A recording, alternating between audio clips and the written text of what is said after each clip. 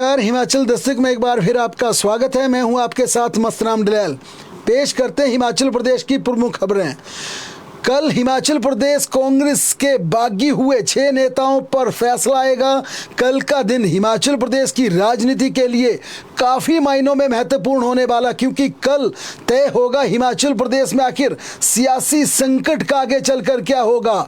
इसके चलते कल 2 बड़े फैसले आने हैं, एक मुख्य संसदीय सचिवों का हाई कोर्ट से और दूसरा सुप्रीम कोर्ट से 6 कांग्रेस के डिस्क्वालीफाई किए गए विधायकों पर सुनवाई होनी है। और इन दोनों फैसलों के बाद तय होगा कि हिमाचल प्रदेश का सियासी सफर क्या होने वाला। और इसे लेकर सरकार की, विपक्ष की, तमाम पार्टियों की धड़कनें तेज हो गई है। हिमाचल प्रदेश के विधानसभा अध्यक्ष ने 6 विधायकों को डिस्क्वालीफाई करने का 30 पन्नों का आदेश पारित किया था और इस फैसले को सभी 6 बागी कांग्रेस नेताओं ने सुप्रीम कोर्ट में चुनौती दी है। अब सुप्रीम कोर्ट इस पर कल सुनवाई करेगा। राज्य सरकार ने भी इस मामले को लेकर कैविएट दायर की है और इसमें सरकार ने कहा है कि सुप्रीम कोर्ट कोई भी फैसला देने से पहले एक बार राज्य सरकार का पक्ष जरूर सुन ले। लेकिन इस पूरे मामले को लेकर जिस प्रकार के कानूनविद हैं, जिस प्रकार के सरकारी तंत्र है या जिस प्रकार से भारतीय जनता पार्टी नजर गाड़े बैठी हैं, अब बड़े स्तर पर निगाहें टिकी हैं कि कल के फैसले के बाद क्या होने वाला है। यह काफी महत्वपूर्ण है। अगर बागियों को राहत मिलती है, सुप्रीम कोर्ट से कोई बड़ा राहत भरा फैसला उनके पक्ष में आता है, तो भारतीय जनता पार्टी फिर 25 विधायक, 3 निर्दलीय 28 और यहां पर इन 6 बागियों को अगर सदस्यता बहाल होने का इस तरह का अगर कोई फैसला आता है, फिर 34 के साथ राजभवन की परेड कर सकती है। क्योंकि जिस प्रकार के तमाम भारतीय जनता पार्टी के विधायकों को 25 विधायकों को शिमला एक जगह रखा है और 3 निर्दलियों सहित 6 बागी नेताओं को ऋषिकेश में रखा गया है। ये पूरी प्लानिंग के साथ भारतीय जनता पार्टी चल रही है कि अगर सुप्रीम कोर्ट से कोई पॉजिटिव इंडिकेशन मिलता है, कोई राहत मिलती है, फिर सभी 34 की परेड राजभवन में करवाई जाए ताकि राज्यपाल से फ्लोर टेस्ट की मांग की जाए। इसलिए भाजपा यहां पर चाहेगी कि फ्लोर टेस्ट किया जाए, विधानसभा में एक दिन का विशेष सत्र बुलाकर सरकार के लिए चुनौती दी जाए, क्योंकि 34 कांग्रेस के पास आंकड़ा है और यहां पर दावा किया जाएगा कि सरकार अलमत में है। लेकिन अगर फैसला यहां पर लटक जाता है, यानी सुप्रीम कोर्ट अगर विधानसभा सचिवालय को नोटिस करता है या सरकार को नोटिस करता है, उनसे पक्ष मांगता है, तो जाहिर तौर पर यह सस्पेंस और बढ़ेगा, क्योंकि फिर लोकसभा चुनाव की अधिसूचना जारी हो जाएगी, आचार संहिता लागू हो जाएगी। इसके चलते यह फैसला फिर लटक भी सकता है और इस पर सस्पेंस और बढ़ सकता है। यानी कि बाद में क्या होगा, ये होगा तो क्या होगा, इस पर तमाम राजनीतिकार, कानूनविद अपने अपने क्यास लगा रहे हैं। लेकिन अगर विधानसभा अध्यक्ष के फैसले पर सुप्रीम कोर्ट में कल मोहर लगी, तो हिमाचल प्रदेश में लोकसभा चुनावों के साथ 6 सीटों पर विधानसभा चुनाव होगा और इस पर कानूनविदों की पूरी तरह से नजर टिकी हुई है। क्योंकि अगर स्पीकर के फैसले को सुप्रीम कोर्ट कल ही मोहर लगा देता और कहता है कि बिल्कुल एंटी डिफेक्शन लॉ के तहत स्पीकर का फैसला बिल्कुल सही था और इस तरह के फैसलों से पूरे देश में एक संदेश जाएगा ताकि दल बदल या जिस प्रकार की सरकारों को तोड़ने के प्रयास होते हैं वो विराम यहां पर लग जाएगा। और अगर इस प्रकार का कोई इंडिकेशन या इस प्रकार का कोई फैसला आता है, तो ये सबसे महत्वपूर्ण है, जिस पर अब कानूनी विद ये देख रहे हैं, कानून के जानकार इस बात पर चर्चा कर रहे हैं कि अगर कोई एडवर्स फैसला इन बागियों के लिए सुप्रीम कोर्ट से आता है, तो ये कितने साल के लिए चुनाव नहीं लड़ पाएंगे। क्या सिर्फ इसी टर्म के लिए होंगे या आगे चलकर इसके लिए कोई कार्यकाल निश्चित किया जाएगा। और कानूनविदों का यह भी मानना, जो कानून के जानकार हैं, कि अगर इनके फैसले को, स्पीकर के फैसले को मोहर लगती है सुप्रीम कोर्ट में और 6 साल के लिए इन्हें यहां पर चुनाव लड़ने पर प्रतिबंध लगाया जाता है, तो फिर काफ़ी दिक्कतें इन बागी नेताओं की बढ़ सकती है। लेकिन ये तमाम कयास हैं, ये तमाम चर्चा हैं, क्योंकि सुप्रीम कोर्ट में इस पूरे मामले की सुनवाई होनी है और सुप्रीम कोर्ट में क्या फैसला आता है इस पर सभी की नजरें टिकी हैं। लेकिन कानून की समझ रखने वाले तमाम लोग इस बात पर आज चर्चा कर रहे थे कि ये होगा तो क्या होगा और वह होगा तो क्या होगा। लेकिन सबसे महत्वपूर्ण कल का दिन रहेगा, क्योंकि बागियों समेत 3 निर्दलीय विधायकों को ऋषिकेश में रखा गया है। दोनों तरफ से वरिष्ठ अधिवक्ताओं की टीमें तैयार की गई हैं, यानी कि पूरी तरह से मजबूत टीमें, देश के सबसे मजबूत लॉयर, सबसे बड़ी यहाँ पर अधिवक्ताओं के टीमें दोनों तरफ से तैयार की गई हैं। और कल के फैसले पर ही सरकार और विपक्ष का भविष्य निर्भर करेगा। उधर आशीष शर्मा की बात की जाए तो मानहानि का दावा करने की उन्होंने बात की है। हमीरपुर सदर से निर्दलीय विधायक आशीष शर्मा हैं, उनके खिलाफ पिछले कल एफआईआर दर्ज की गई थी और इस पर उन्होंने आज मीडिया में जारी प्रेस नोट में कहा कि 50 करोड़ का मानहानि का दावा करूंगा, इस प्रकार की चेतावनी उनकी तरफ से दी गई है। उन्होंने कहा कि उनकी छवि को खराब करने की कोशिश की गई है।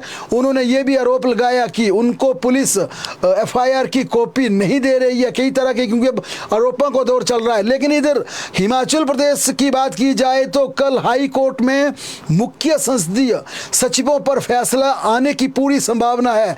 6 मुख्य संसदीय सचिवों की तैनाती को यहां पर चुनौती दी गई है। ऑफिस ऑफ प्रॉफिट के चलते यह याचिका दायर की गई है।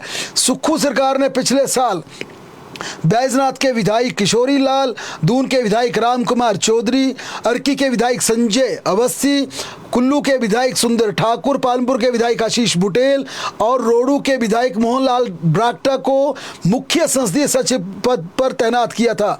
भारतीय जनता पार्टी ऊना सदर के विधायक सतपाल सत्ती व अन्यों ने इस ताजपोशी को हाई कोर्ट में चुनौती दी थी और कहा था कि इन विधायकों को लाभ के पद बांटे गए हैं, ऑफिस ऑफ द प्रॉफिट के ये दायरे में आते हैं, जो कि कॉन्स्टिट्यूशनली बिल्कुल गलत है। अब इस मामले को लेकर कल फैसला आने की संभावना, यानी कल का दिन काफी महत्वपूर्ण है। सुप्रीम कोर्ट से कांग्रेस के 6 बागियों पर सुनवाई होगी और Himachal Pradesh high court CPS के मामले को लेकर फैसला सुना सकती है।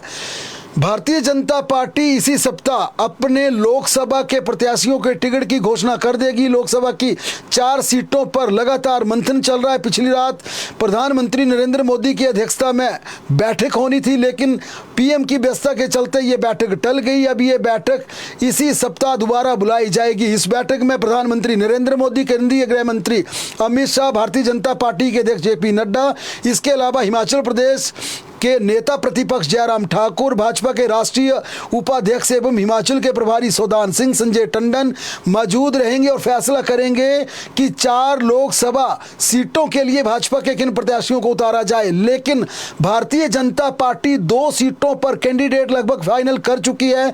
2 प्रत्याशियों के नामों की औपचारिक घोषणा इस बैठक में होनी है, जो कि पीएम की अध्यक्षता में बैठक होगी। नरेंद्र मोदी के साथ अमित शाह भी वहां पर मौजूद रहेंगे और जिन 2 सीटों को केंद्रीय हाईकमान ने कन्फर्म किया है उसमें कांगड़ा चंबा संसदीय क्षेत्र से त्रिलोकपुर को भारतीय जनता पार्टी का टिकट दिए जाने की पूरी सहमति केंद्रीय हाईकमान बना चुका। यानी नाम कई दावेदारों के थे, कई प्रकार की चर्चाएं चल रही थी, लेकिन अब इंडिकेशन ये मिले कि कांगड़ा चंबा संसदीय सीट से त्रिलोकपुर पर भारतीय जनता पार्टी दांव खेलेगी। पिछली बार किशनपुर को टिकट दिया था और करीब 4.25 लाख मतों से जीते थे। इसी फार्मूले पर अब भाजपा ने त्रिलोकपुर की वहां पर लैंडिंग करनी चाहिए, उन्हें चुनावी रण में उतारना चाहे और ये इंडिकेशन भी दे दिया है। कहा गया कि त्रिलोकपुर हमारे वहां से कैंडिडेट हो सकते हैं। हमीरपुर से केंद्रीय मंत्री अनुराग ठाकुर, यानी कि 4 में से 2 सीटों पर भाजपा ने अपने प्रत्याशी तय कर लिए। हालांकि औपचारिक मोहर केंद्रीय हाईकमान की अध्यक्षता वाली मीटिंग में लगेगी, क्योंकि आमतौर पर माना जाता है जब तक फाइनल सूची जारी नहीं होती है तब तक कुछ भी बदलाव होता है। लेकिन यह पक्की खबर है कि इन 2 सीटों पर हमीरपुर संसदीय क्षेत्र से अनुराग ठाकुर, कांगड़ा से त्रिलोकपुर, ये 2 नाम भाजपा तय कर चुकी हैं। मंडी की बात की जाए तो जयराम ठाकुर के चुनाव लड़ने की संभावना थी और शिमला संसदीय क्षेत्र से सुरेश कश्यप के स्थान पर रीना कश्यप को टिकट दिए जाने का मंथन, चर्चाओं का दौर चल रहा था। लेकिन जिस प्रकार की स्थिति हिमाचल प्रदेश में बनी हुई, हिमाचल प्रदेश में सियासी संकट बना हुआ है, तमाम भारतीय जनता पार्टी के 25 विधायकों को यहां पर शिमला में रहने के लिए कहा गया है। 3 निर्दलीय और 6 बागी उत्तराखंड के ऋषिकेश में एक साथ रखे हैं।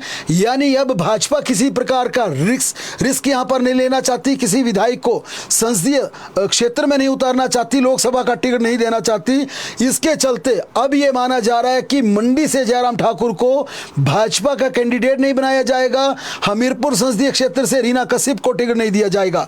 लेकिन जिस प्रकार का सियासी संकट चला हुआ है, यह संकट अगर यहां पर मान लिया जाए कि सुप्रीम कोर्ट से कोई इन बागियों को राहत नहीं मिलती है और लोकसभा चुनावों की अधिसूचना जारी हो जाती है, यानी कि फिर ये मामला अगर लोकसभा चुनावों के आगे तक लटक जाता है, फिर भाजपा जरूर यहां पर अपने विधायकों को टिकट देने पर विचार कर सकती है। लेकिन 4 दिन पहले भारतीय जनता पार्टी केंद्रीय हाईकमान की बड़ी बैठक में यह तय किया गया था कि हिमाचल भाजपा के किसी विधायक को हम टिकट नहीं देंगे, न जयराम ठाकुर को, न रीना कश्यप को, न किसी दूसरे विधायक को। इसके चलते अब इन 2 सीटों में भाजपा के लिए बिल्कुल सोचना पड़ेगा, क्योंकि सुरेश कश्यप बेशक लगातार लोकसभा चुनाव जीते हैं, यहां पर चुनाव उन्होंने जीता है, लेकिन क्या उन पर एक बार फिर दांव खेला जाए, उन्हें क्या फिर चुनावी रण में उतारा जाए, या एंटी इनकम्बेंसी को कम करने के लिए सुरेश कश्यप की जगह किसी दूसरे को टिकट दिया जाए। और अगर रीना कश्यप बतौर एमएलए, यहां पर भाजपा को एक विधायक की जरूरत है, रीना कश्यप को अगर टिकट नहीं देना है तो फिर सुरेश कश्यप का विकल्प क्या होगा। इसीलिए अब इसी सप्ताह पीएम की अध्यक्षता में एक और मीटिंग बुलाई गई है, साथ में मंडी भर फैसला होना, क्योंकि भारतीय जनता पार्टी मान रही है कि हिमाचल प्रदेश में अगर भाजपा का कोई लोकसभा के लिए सबसे मजबूत प्रत्याशी या दमदार कैंडिडेट है वो जयराम ठाकुर हैं, जो कि मंडी से प्रचंड जीत हासिल कर सकते हैं, बड़े वोटों के अंतर से जीत सकते हैं, ये भाजपा का मानना है। लेकिन जिस प्रकार की परिस्थितियां मंडी में बनी है, जिस प्रकार का परिदृश्य समूचे हिमाचल प्रदेश में बना है, जिस प्रकार के हालात बने हुए हैं, ऐसे में जयराम ठाकुर को मंडी से चुनाव लड़ाने के मूड में भाजपा नहीं दिखती। हालांकि फिर कहें कि अगर सुप्रीम कोर्ट से कोई राहत नहीं मिलती है, यह मामला लंबे समय के लिए लटक जाता, फिर यह पुनर्विचार इन दोनों सीटों पर हो सकता है। फिलहाल जो इस समय की अपडेट है, मंडी से जयराम नहीं होंगे, शिमला से रीना कश्यप नहीं होंगी, सुरेश कश्यप पर दांव खेलना या कोई बदलना, ये भाजपा के हाईकमान पर चर्चा होगी। और मंडी में अगर जयराम ठाकुर नहीं तो जिताऊ कैंडिडेट कौन, इस पर भी फैसला होगा। लेकिन कांगड़ा से त्रिलोकपुर और हमीरपुर से अनुराग ठाकुर, ये लगभग तय हो चुका है। और इसके पीछे बड़ी वजह कि भाजपा आखिर क्यों अपने विधायकों को लोकसभा का टिकट नहीं देना चाहती है, क्योंकि अब 25 सीटों के साथ भारतीय जनता पार्टी शक्ति परीक्षण के मूड में है, यहां पर फ्लोर टेस्ट के ख्वाब ले रही है। यही कारण है सभी विधायकों को शिमला में रहने के लिए कहा गया है। कांग्रेस की बात करें तो अभी पत्ते कांग्रेस ने नहीं खोले हैं, क्योंकि कांग्रेस की पूरी निगाहें भारतीय जनता पार्टी के टिकटों पर टिकी है कि आखिर भाजपा किसे चुनावी रण में उतारती है, उसके बाद कांग्रेस फैसला लेगी।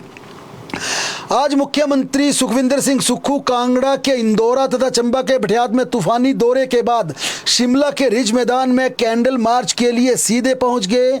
और सीएम सुक्खू ने कहा कि जिस प्रकार से केंद्र में दोनों जनसभाओं की बात की जाए तो उन्होंने जन संबोधन में सीधा कहा कि साजिशें साथ है, मेरा कोई कुछ नहीं बिगाड़ सकता और मैं अंतिम क्षण तक लड़ूंगा। आज का कैंडल मार्च भी इसी प्रकार से तय किया गया, जिस प्रकार से मुख्यमंत्री सुक्खू की अध्यक्षता में तमाम मंत्री रिज मैदान में पहुंचे हैं, विधायक पहुंचे हैं, और इसमें साफ संदेश दिया जा रहा, महात्मा गांधी के स्टैचू के सामने यह कैंडल मार्च आयोजित किया जा रहा और इसके माध्यम से केंद्र सरकार के खिलाफ और जिस प्रकार से सत्ता को गिराने का प्रयास किया गया, उस साजिश के खिलाफ यह कैंडल मार्च चल रहा।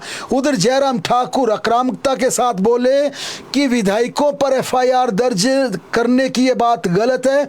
जयराम ठाकुर ने कहा कि जब कोई गलत करता है तो आप एफआईआर कीजिए, सलाखों के पीछे धकेलिए, आप जेल में डालिए, लेकिन एफआईआर करने के लिए एफआईआर का बहाना ढूंढना और इस प्रकार से गलत प्रताड़ित करना, यह हिमाचल प्रदेश की देवभूमि में, हिमाचल प्रदेश ऐसे सरीखे शांत राज्य में यह शोभा नहीं देता। उन्होंने कहा सरकार एक बार फिर पुनर्विचार करे, एफआईआर को वापस ले और अपना बहुमत साबित करे। उन्होंने कहा कि सरकारें चलती रहती हैं, लेकिन जो यहाँ पर सरकार ने एक नया माहौल पैदा कर दिया है वो बहुत बुरा है, डरावना है और वो सरकार के लिए भी चिंता चिंता का सबब है।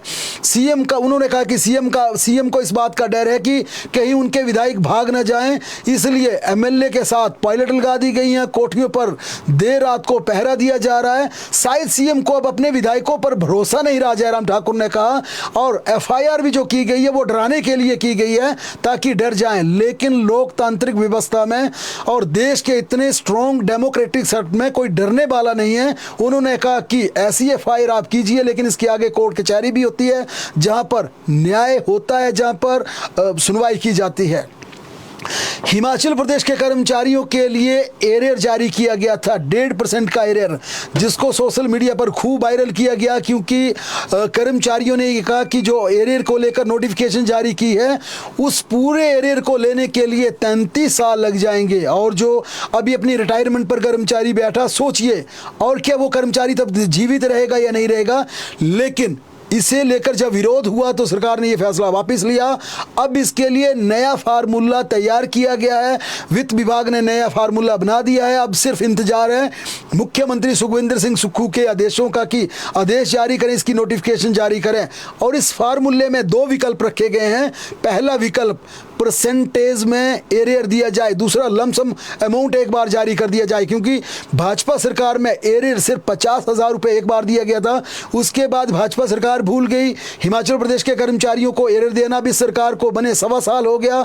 चुनाव लोकसभा का सर पर है तो जरूर कर्मचारियों का यहाँ पर दबाव बढ़ता जा रहा था। इसके चलते तय जरूर किया गया कि कर्मचारियों को एरियर दिया जाएगा, लेकिन कर्मचारियों को मिलने वाला एरियर इतना कम था कि विरोध हुआ। इसके चलते वित्त विभाग द्वारा यहाँ पर 2 विकल्पों के साथ सीएम को प्रपोजल भेजने वाला, क्या लमसम अमाउंट दिया जाए या फिर परसेंटेज, और परसेंटेज तो कितनी, 3 या 5, इस पर अब सीएम को फैसला लेना, क्योंकि हिमाचल प्रदेश सहित पूरे देश में लोकसभा चुनावों की संभावनाओं के चलते आदर्श चुनाव आचार संहिता किसी भी समय जारी हो सकती है। इसके चलते अब किसी भी समय यानी कि 1-2 दिन में एरियर की ये नई नोटिफिकेशन नए सिरे से जारी हो सकती है। और इसके लिए हमने बता दिया कि 2 फार्मूले तय कर लिए गए हैं। अगली खबर का रुख करें तो टीजीटी बैच 22 भर्ती, क्योंकि यहाँ पर लोकसभा चुनाव सर पर में सीएम ने बार बार कहा था कि हम बैच 22 भर्ती जल्दी शुरू कर देंगे, और आज इसकी हरी झंडी भी दे दी गई।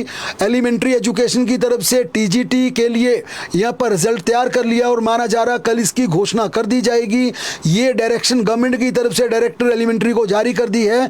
और इसके साथ ना केवल टीजीटी बल्कि यहाँ पर टीजीटी के तहत स्पोर्ट्स और एक्स सर्विसमैन के कोटे से भी भर्ती होगी, यानी कि जो 892 पद टीजीटी के भरे जाने थे, अब उसका रिजल्ट करीब 1000 के आसपास के लिए घोषित किया जाएगा, जिसमें टीजीटी और टीजीटी के अलावा एक्स सर्विसमैन, स्पोर्ट्स कोटा, इन सभी को नियुक्ति पत्र इसी महीने जारी कर दिए जाएंगे। लेकिन ज्वाइनिंग 1 अप्रैल से होगी, और इसके पीछे बड़ा साफ कारण है, वित्तीय संकट के चलते सरकार ने ये तमाम भर्ती घोषित नहीं की थी, इसके रिजल्ट की घोषणा नहीं की थी।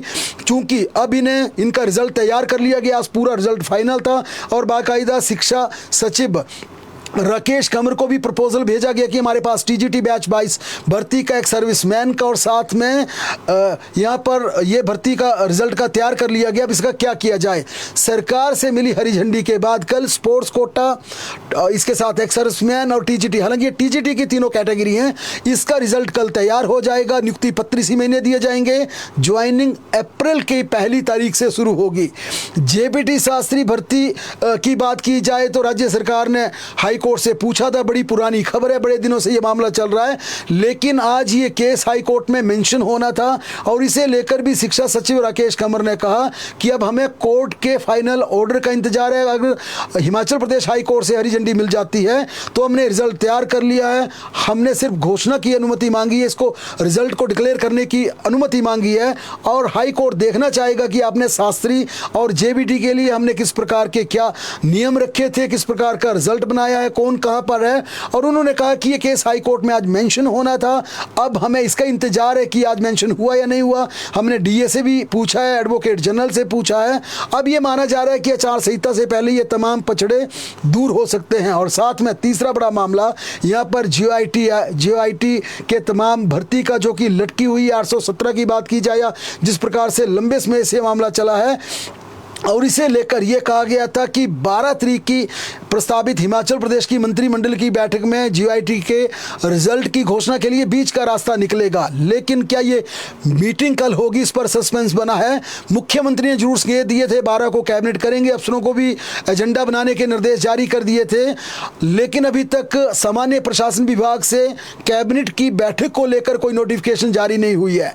मुख्यमंत्री तूफानी दौरे कर रहे हैं, फील्ड की तमाम कई घोषणाएं कर रहे हैं विधानसभा क्षेत्रों में, और इस कैबिनेट को बुलाए जाने के पीछे दो बड़ी वजहें थी। तमाम फील्ड की घोषणाओं को कैबिनेट का ठप्पा लगवाया जाए, जीआईटी के रिजल्ट के लिए बीच का रास्ता निकाला जाए। लेकिन अभी तक इस कैबिनेट बैठक की नोटिफिकेशन जारी नहीं हुई है, चिट्ठी जारी नहीं हुई है, और तमाम अधिकारी इस बात को कह रहे हैं कि मुख्यमंत्री के आदेशों का इंतजार है। मुख्यमंत्री आज इंदौरा और भटियात के दौरे पर थे, वापस आए, वापस आने के बाद व्यस्त हो गए। अब कैंडल मार्च है शाम को, अगर देर शाम को ऐसे कोई आदेश होते तो जरूर कल कैबिनेट की बैठक होगी, लेकिन इसके लिए सीएम के डायरेक्शन जरूरी है, क्योंकि कल माना जा रहा है कि मुख्यमंत्री चंबा सदर का दौरा कर सकते हैं, चंबा एक बार फिर चंबा का रुख कर सकते हैं। वन मित्र भर्ती की बात की जाए तो हिमाचल प्रदेश हाई कोर्ट ने इस भर्ती पर रोक लगा दी है। साक्षात पर रोक की अधिसूचना पर मांगा स्पष्टीकरण था। 2017 की अधिसूचना में तृतीय व चतुर्थ श्रेणी के साक्षात की प्रक्रिया को बंद कर दिया गया था, मगर वन मित्रों के लिए साक्षात्कार लिए जा रहे थे। इस पर अदालत में चुनौती दी गई थी, जिसके चलते हिमाचल प्रदेश हाई कोर्ट ने इस भर्ती को स्टे कर दिया। हिमाचल प्रदेश में 2061 वन मित्र भर्ती किए जाने थे। मामले की सुनवाई अब 22 मार्च 2024 को निर्धारित की गई है। आज देश के प्रधानमंत्री नरेंद्र मोदी ने कीर्तपुर सुंदरनगर 4 लेन का उद्घाटन किया। गुरुग्राम से वर्चुअली जुड़कर इसका उद्घाटन किया गया। कीर्तपुर से पुंग तक की दूरी 37 किलोमीटर कम हो गई है। इससे पहले इसकी लंबाई 106 किलोमीटर थी, जो कि अब घटकर 69 किलोमीटर रह गई है। 60 किलोमीटर रहेगी यहाँ पर स्पीड लिमिट। ये तय कर दिया गया कि 60 किलोमीटर प्रति घंटा की रफ्तार से ज़्यादा आप नहीं चल पाएंगे। ओवर स्पीड होने पर ऑटोमेटिक आपका चलान कर जाएगा। इस 4 लेन में 5 टनल 37 पुल बनाए गए हैं। 4,760 करोड़ इस पर खर्च किया गया है। पीएम ने 3 नए फाउंडेशन स्टोन भी रखे। हमीरपुर बाईपास में 2 लेन बनेगा। 17 किलोमीटर 2 लेन पर 739 करोड़ खर्च होंगे। सियूनी से रजोल तक नया 4 लेन बनेगा। 18.5 किलोमीटर पर खर्च होंगे 698 करोड़। थानपुरी से प्रोर तक बनेगा 4 लेन और 16.3 किलोमीटर ये 4 लेन बनेगा। इस पर 816 रुपये खर्च किए जाएंगे। आज एक और बड़ी ताजपोशी सुक्खू सरकार ने की। विनय कुमार श्री रेणुका विकास बोर्ड के चेयरमैन बनाए गए। विधानसभा में डिप्टी स्पीकर पद पर इन्हें पहले ताजपोशी दी गई है। आज एक और इनको बड़ा इनाम देते हुए रेणुका विकास बोर्ड का चेयरमैन बनाया गया। सरकार ने सोमवार को इसके आदेश जारी किए हैं। पहले डीसी सिरमौर इस बोर्ड के चेयरमैन थे, अब डीसी को वाइस चेयरमैन बनाया गया है। उपाध्यक्ष के पद पर अतिरिक्त उपायुक्त इस पर तैनात थे। किन्नौर में बर्फीले तूफान की चपेट में आने से 3 की दुखद मृत्यु हुई। भावा वैली के मुसरिंग में ये तूफान आया। सभी मजदूरी कर रहे थे वहाँ पर, दोपहर के भोजन का समय था और मजदूरी में व्यस्त थे। दोपहर 1 बजे अचानक बर्फीला तूफान आया। 5 मजदूर इसकी चपेट में आ गए और 3 की मौके पर दुखद मृत्यु हुई, जबकि 2 घायल हो गए। चंबा में एक और बड़ा हादसा पेश आया। हरसर भरमौर मार्ग पर एक वाहन खाई में गिर गया, 2 लोगों की मौत हुई। दराटी पुल के पास ये भयानक हादसा हुआ। बोलेरो गाड़ी खाई में गिरने से 2 लोगों की दुखद मृत्यु हुई, 3 इसमें सवार थे। इसके अलावा आज शिमला के टिक्कर में दादा पोते की सड़क हादसे में मौत हो गई। बोलेरो गाड़ी के दुर्घटनाग्रस्त होने से यह हादसा हुआ। टिक्कर के चरोट कैंची में ये वाहन दुर्घटनाग्रस्त हुआ। वाहन में 8 लोग कुल सवार थे, जिसमें 2 ने दम तोड़ दिया। 10 साल के अक्षत व 65 साल के बहादुर सिंह की इस हादसे में दुखद मृत्यु हुई। यानी कि हिमाचल प्रदेश में चाहे आज भरमौर हड़सर हो या फिर तूफान बर्फीला तूफान हो या शिमला का हादसा हो, इन 3 हादसों में आज हिमाचल प्रदेश में 7 लोगों ने दम तोड़ा। प्रदेश की तमाम बड़ी खबरों के लिए लगातार जुड़े रहें हमारे साथ। देखते और पढ़ते रहें हिमाचल दस्तक।